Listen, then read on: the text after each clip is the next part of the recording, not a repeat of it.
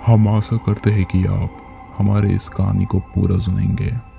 आज सभी को सुनने को मिलेगा कि कैसे दो परिवार में से गलती एक ने की और दोनों एक दूसरे का शिकार हो गए हैं। सर जी, हाँ सर जी, आपने सही सुना। इनका नाम है सर जी। कहीं बाहर के झगड़ों से और शायद नफरतों से दूर होकर एक ऐसे जगह पर शिफ्ट हो गया जहाँ ना तो कोई ट्रैफिक, ना ही कोई शहर जैसा शोर, सिर्फ सर जी और उनका एक छोटा सा बेटा और उसकी बीवी। सर जी के पास पैसा बहुत है, जिसमें पूरा 6 साल बिना काम करे भी रहा जा सकता था। वो सभी शांति से जीवन जी रहे थे, लेकिन कुछ दिन बाद जानवी को उल्टी आई।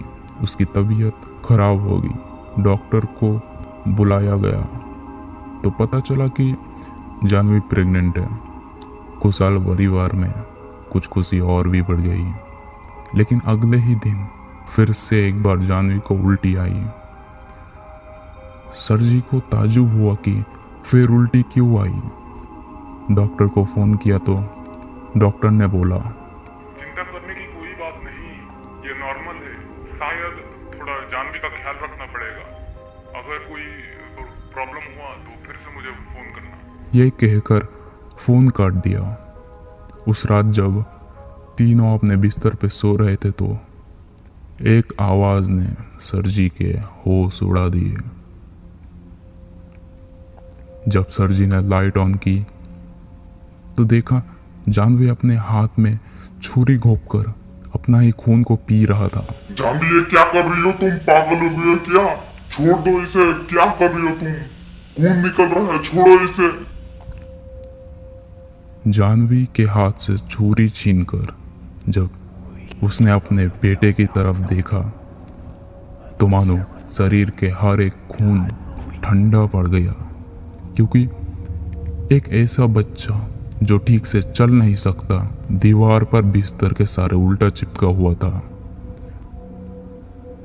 अपने बेटे को संभालते हुए झूले पर रखा तो ये नोटिस किया कि इतना सब कुछ होने के बाद भी उनका बेटा रो क्यों नहीं रहा था। और तभी पीछे से जानवी ने एक आदमी की आवाज में बोली,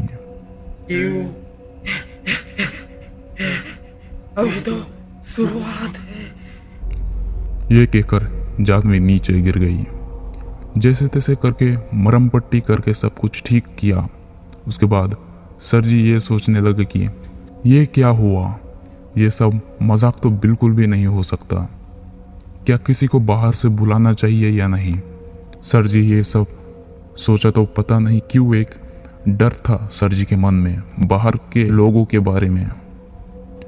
सुबह हुआ, घर में जो भी सामान था जिससे कोई नुकसान हो सके, जैसे कि छुरी, चाकू, रस्सी या कुछ भी, सभी को फेंक कर आए थे सर जी। और ये सोचा कि जानवी को बांध देना चाहिए, वरना अगर वो पागल हुई तो कुछ भी कर सकती है।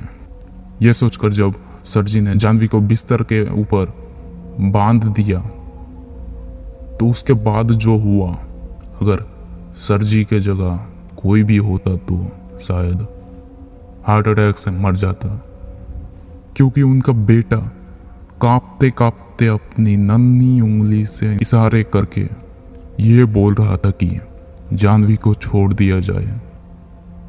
जब लपक कर सर जी ने उसके बेटे को पकड़ने को हुआ तो उसके बाद उसकी बीवी ने बोला, तुझे कहा तो तू सुना नहीं क्या? खोल इसे, खोल। सर जी डर के मारे कुछ भी नहीं कर पाए, सिर्फ आंखें फाड़ फाड़ के सब कुछ चुपचाप हैरान होकर देख ही रहे थे। जानवी ने उन रस्सियों को अपने दांतों से उखाड़ने की कोशिश में अपने दांतों से खून निकालकर हुलिया खराब कर दिया और रस्सियों से हाथ छुड़वा कर जब जानवी सर जी के पास धीरे धीरे आकर आंखों के पुतलियों को उल्टा करके कानों के पास जाके बोला, अफसोस, तेरे पाप की वजह से इन मासूमों को भी मरना पड़ेगा। लेकिन चिंता की कोई बात नहीं, कुछ दिन बाद तुझे अफसोस करने का मौका नहीं मिलेगा सर जी। इतना कहकर जानवी बेहोश हो गया, शरीर पूरा कमजोर पड़ गया। फिर से डॉक्टर को फोन किया तो कोई फोन उठा नहीं रहा था। सरजी सोच सोच के पागल हुए जा रहा था। किसी को फोन करके इस बारे में पूछता तो शायद मदद नहीं करते। घर का ऐसा हाल हो गया था कि खाना भी बाहर से मंगवाना पड़ता था। उनका बेटा जब ही भूख के मारे रो रहा था तो सरजी ने कोशिश किया खाना खिलाने का।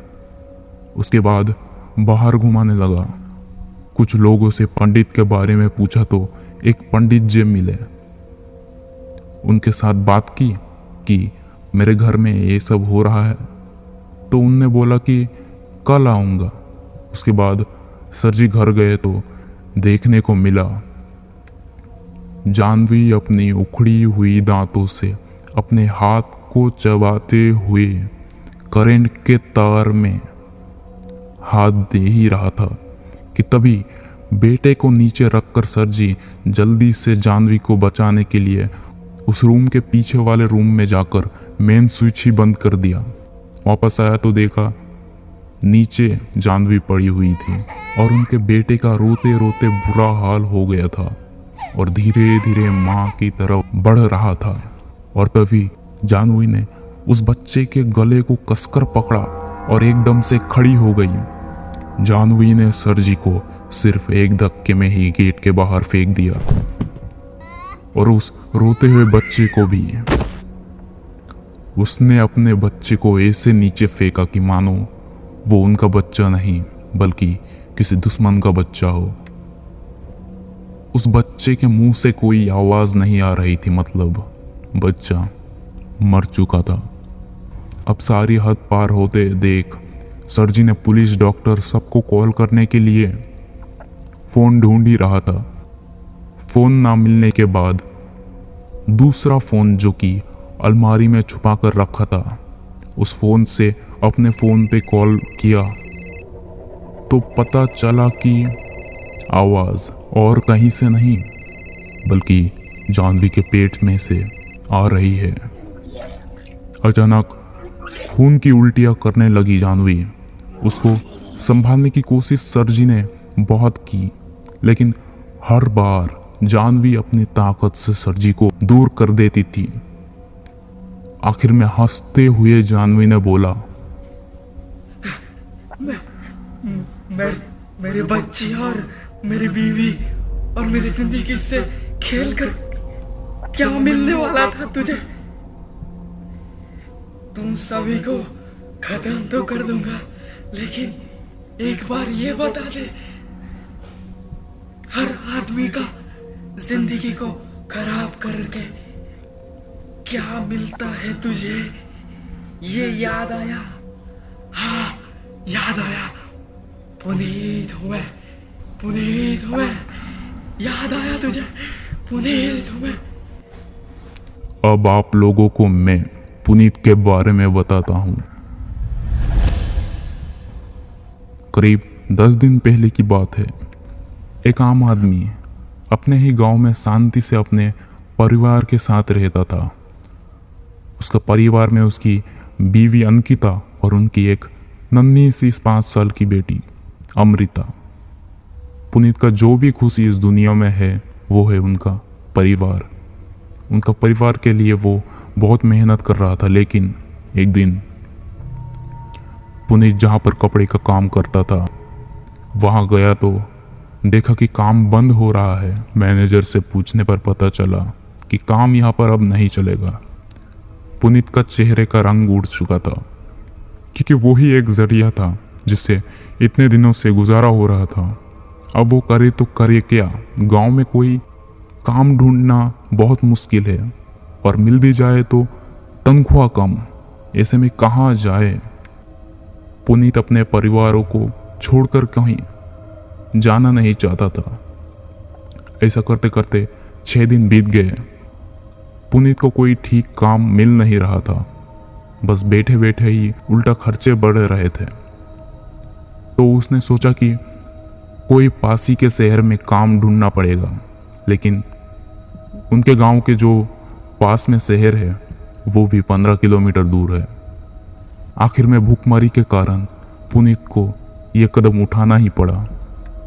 उसने सोचा कि पहले 10 या तो 15 दिन काम ढूंढ लूंगा, उसके बाद परिवार के साथ वहाँ पर ही रहने लग जाऊंगा। तो पुनीत तैयार हो गया। अगले ही दिन सामान पैक किया। उसके बाद अपने बीवी और बेटी को जल्दी वापस आने की बात कहते हुए बस में चढ़ गया। करीब आधे घंटे बाद बस शहर के बस स्टॉप में रुका। उतरने के बाद पुनीत ने पूरा शहर छान मारा। सुबह से लेकर शाम तक किराए का मकान भी मिल चुका था और अच्छा सा काम भी। काम ये था कि एक लाइब्रेरी रूम में देखभाल और साफ सफाई करने हैं। तनख्वाह भी अच्छा था। लेकिन अगले ही दिन जब पुनीत अपने काम पर जा रहा था, बहुत भीड़ दिख रही थी। एक जगह स्टेज पे कुछ लोग पता नहीं ऐसा क्या बोल रहे थे कि इतने सारे लोग उनको सुनकर खुश हुए जा रहे थे। लेकिन कुछ लोग गालियां देते भी वहां से जा रहे थे। उनको पूछा तो अरे ये सब लोग मक्कार है, बस ऐसे ही मन में उत्सुकता पैदा करते हैं और मिलता कुछ नहीं। पुनीत ने उनको भी पूछा जो लोग वहां से खुश होकर जा रहे थे। आप ये देखिए, ये हाँ ये देखिए, ये फ़ोटो देखिए, ये वाला फ़ोटो भी देखिए।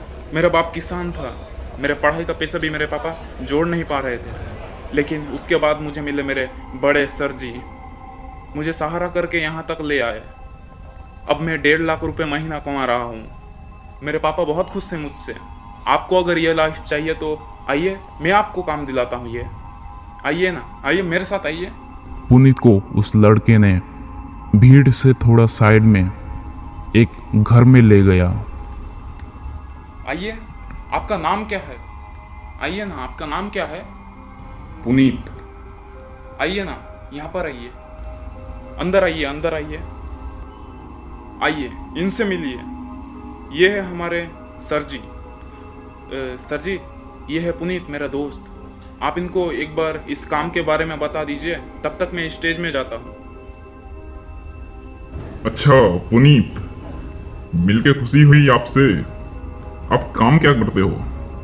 जी, मैं एक कपड़े के फैक्ट्री में काम करता था, लेकिन वो काम बंद हो चुका है, तो इस शहर में काम ढूंढ रहा हूँ मैं। देखो पुनीत, जो लोग काम ढूंढते हैं ना, वो काम ही ढूंढते रह जाते हैं। अब से आप काम नहीं, बिजनेस ढूंढेंगे। जो बिजनेस ढूंढता है उसे जिंदगी में काम नहीं ढूंढना पड़ता। आपको मैं सिखाऊंगा कि 1 लाख रुपए महीना कैसे कमाया जा सकता है, वो भी बिजनेस करते करते। ये सब सुनकर थोड़ा गुस्से में पुनीत ने बोला, देखिए, अगर आपको पता है कि 1 लाख रुपए कैसे कमाया जाता है तो आप चुपचाप कमाइए ना। लोगों को क्यों सिखाते हैं? ऐसे तो सिखाते सिखाते कंपटीशन बढ़ जाएगा ना। मुझे पता है आप लोग ऐसे ही लूटते हो। मुझे इस फ्रॉड में नहीं पड़ना। मैं अभी के अभी यहाँ से जा रहा हूँ। अरे पुनीत, रुकिए, गुस्सा मत कीजिए। अगर आपको इंटरेस्ट नहीं तो आप मत लीजिए, लेकिन ये लीजिए मेरा कार्ड। अगर ज़रूरत पड़े तो इसमें मेरा नंबर और मेरे इसी घर का एड्रेस है। जब चाहिए फ़ोन कर लेना, या तो जब ज़रूरत पड़े यहाँ आ जाना, ठीक है? गुस्सा मत कीजिए। पुनीत ने वो कार्ड बिना देखे ही अपने जेब में रखा। उसके बाद घर से निकल गया तो गेट के बाहर उसने उस आदमी को देखा जिसने पुनीत को पहले ही बोला था, ये सब लोग मक्कार है, बस ऐसे ही मन में उत्सुकता पैदा करते हैं और मिलता कुछ नहीं। पुनीत ने बोला, अरे तुम तो वही हो ना जिसने मुझे बोला था ये सब मक्कार है, बेकार है। तो उस आदमी ने जवाब दिया, अरे साहब, माफ कीजिएगा, जब आपने मुझे रंगे हाथों पकड़ ही लिया है तो बता ही देता हूँ। मैं इस कंपनी में 4 महीने से काम करता हूँ। अभी मैं 1 लाख रुपए महीना कमा रहा हूँ। सीधे आपको समझाता हूँ, अगर हर कोई 1 लाख महीना कमाने लग जाए तो हम तो बर्बाद हो जाएंगे ना। इसलिए मैं ये कहता रहता हूँ ताकि कंपटीशन ना बढ़े, और वो लोग इसलिए ज्वाइन कराते हैं लोगों को ताकि उनको कमीशन मिल सके। अभी मैं जाता हूँ सर जी के पास, मेरा चेक पास करवाना है। Excuse me. उतना सुनते ही पुनीत सोच में पड़ गया। पुनीत सब कुछ छोड़कर अपने काम में गया। पहला दिन पूरा हुआ, दूसरा दिन भी काम किया। ऐसा करते करते 10 दिन गुजर गए थे। पुनीत घर गया तो देखा कि उसकी बीवी अंकिता की तबीयत खराब है। यह देखकर पुनीत कुछ दूर से दवाई लेकर अंकिता को दिया। पुनीत ने अंकिता से कहा, क्यों ना हम पूरा परिवार शहर में जाकर रहे, वहाँ मैं काम करूँगा और मेरा परिवार मेरे साथ रहेगा तो काम में मन भी लग जाएगा। महीने में 1-2 बार आ जाऊँगा इस गांव में। तो अंकिता ने भी हामी भर दी। कुछ दिन बाद गांव वालों को बाइक कहकर शहर में चला गया। अंकिता की तबीयत अभी भी ठीक से ठीक नहीं हुई थी। पुनीत वहां पर जाकर लाइब्रेरी का काम संभालता था और अंकिता घर का काम, और अमृता तो अभी खेलने कूदने की उम्र में थी। सब कुछ अच्छा ही चल रहा था, लेकिन कुछ दिन बाद अंकिता के पेट में जोरों से दर्द होने लगा। हॉस्पिटल में दिखाया तो बीमारी ऐसी है कि जिसमें डॉक्टर ने बोला 2 लाख रुपए खर्च होंगे, 1 महीने के अंदर ऑपरेशन करना पड़ेगा, वरना जान भी जा सकती है। तब तक ये लीजिए दवाइयाँ, इससे थोड़ा दर्द को कुछ देर के लिए रोका ही जा सकता है। पुनीत के ऊपर तो समझो दुखों का पहाड़ टूट चुका था। कहाँ से लाए वो 2 लाख रुपए, ये सोच सोच कर ही पागल हुए जा रहा था। इधर उधर दोस्तों और गांव वालों से भी बस 60,000 रुपए ही मिले थे। तब उसे बस एक ही रास्ता दिखा था। पुनीत ने अपने उस पैंट से कार्ड निकाला, उस नंबर पर कॉल किया तो किसी ने उठाया नहीं। पुनीत उस एड्रेस पर गया तो सामने था सर जी। पुनीत ने बोला, मुझे कुछ भी कर दो, लेकिन मुझे 2 लाख रुपए चाहिए, मेरी पत्नी बीमार है। परेशान मत हो, आपको चाहिए पैसा। शायद आपने अपने रिश्तेदारों से भी मांगा होगा, लेकिन पैसे मांगने पे नहीं, बिजनेस करने पर मिलती है। पुनीत ने पूछा, बिजनेस को शुरू करने के लिए कितना खर्च होगा? ज्यादा नहीं, सिर्फ 50,000, और इनकम आप जितना कस्टमर बुला पाओगे उतना, लगभग 1 या तो 1.5 लाख। यह सुनकर थोड़ा सा सोचकर पुनीत ने हामी भर दी। उसके बाद सर जी ने पुनीत का नंबर लिया। उसके बाद घर भेज दिया ये बोलकर कि बाकी जानकारी फ़ोन में ही मिलेगी। घर जाकर पुनीत को व्हाट्सएप पर बिजनेस से जुड़ी कुछ बातें बोली। उसके बाद बोला गया कि ये कोर्स खरीद लो, आपको बिजनेस कैसे करना है वो भी बिना इन्वेस्टमेंट के, बस 50,000 रुपये पेमेंट कर दो और ये कोर्स ले लो। पुनीत पढ़ा लिखा तो था, लेकिन उतना समझदार नहीं जितना यहाँ होना चाहिए था। उसने पेमेंट किया और कोर्स खरीद लिया। दूसरा कोई चारा भी नहीं था उसके लिए। लेकिन बाद में पुनीत को पता चला कि उस कोर्स में जितना समझाया गया है, जितना भी ज्ञान दिया गया है, वो YouTube पर फ्री में ही पहले से ही अवेलेबल है। ये सब देखकर पुनीत डिप्रेशन में पड़ गया। वो तड़पने लगा कि आखिर ये क्या हो गया। पुनीत को टेंशन में देखकर अंकिता ने पूछा, इतने टेंशन में क्यों हो? तो पुनीत ने बिना जवाब दिए बाहर की तरफ गया। खुद को संभालते हुए पुनीत ने यह सोचा कि पहले पैसे को वापस पाने की कोशिश किया जाए। उसने सर जी को फोन लगाया तो लेकिन कॉल कोई पिकअप नहीं कर रहा था। पुनीत सर जी के घर गया तो कुछ लोगों ने बोला कि वो यहाँ नहीं है। पुनीत जबरदस्ती अंदर जाने की कोशिश करा तो उसको पीट कर घर भेज दिया गया। ऐसे करते करते 5 दिन बीत गए अभी तो पुनीत टेंशन में काम में भी जाना बंद कर दिया था। व्हाट्सएप पर देखा तो सर जी ने उसको ब्लॉक कर दिया था। तभी एक दूसरे अकाउंट से किसी ने पुनीत को वॉइस मैसेज दिया जिसमें 15 दिन हो गए, कब देगा मेरे 20,000 रुपए वापस? जल्दी दे, वरना अगर कहीं दिख गए ना तो पैसे कमाने के लायक नहीं छोड़ूंगा। यह धमकी उसके गांव में से किसी का था। पुनीत पुलिस स्टेशन ये सोचकर नहीं गया क्योंकि वो समझ गया था कि ऐसा करने पर कोर्ट में चक्कर खाने के बाद भी इंसाफ नहीं मिल सकता, और ऊपर से सर जी के पास जितना पावर था उसके सामने पुनीत कुछ भी नहीं।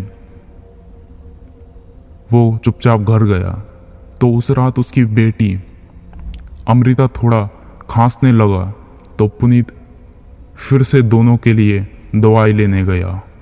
बाहर से आकर पुनीत ने बेटी और बीवी दोनों को दवाई खिलाकर सुला दिया, पर पता नहीं क्यों एक दवाई की शीशी उसने खुद भी पी ली थी और कोई रास्ता भी नहीं था उसके पास। 3 दिन बाद किराए के मकान से दुर्गंध आने की वजह से आसपास के लोग पुलिस को बुलाए, जिसमें पता चला कि एक परिवार ने जहर खाकर आत्महत्या कर ली है। जब पुलिस ने जांच पड़ताल की तो पता चला कि ये सब कुछ जो हुआ उसका कारण सर जी है।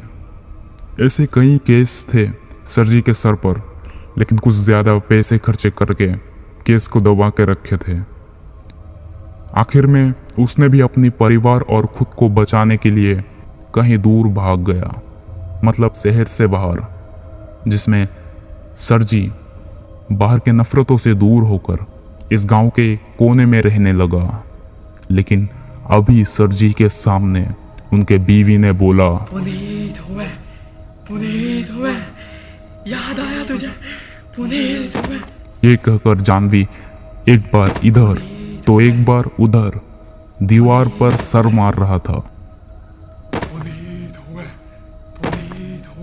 तब सर जी ने भीख मांगते हुए बोला, प्लीज मुझे माफ कर दो।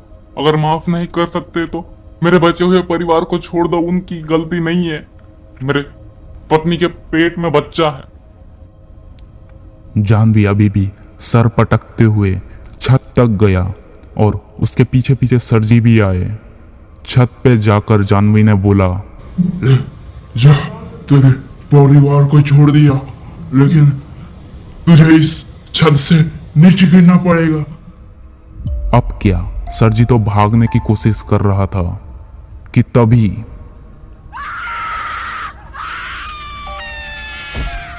जानवी है। अरे उसकी क्या गलती थी?